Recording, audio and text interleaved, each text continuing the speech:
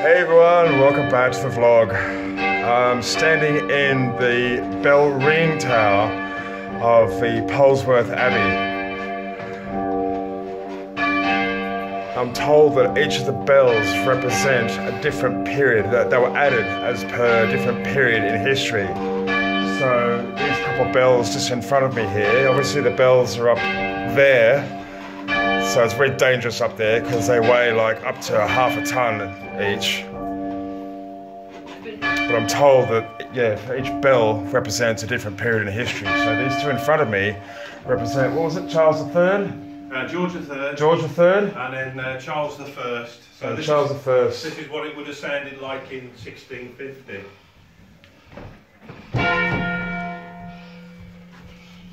Oh, see? So I was taking a picture of the window. It was upside No, you're on down. camera. Oh, it was upside down.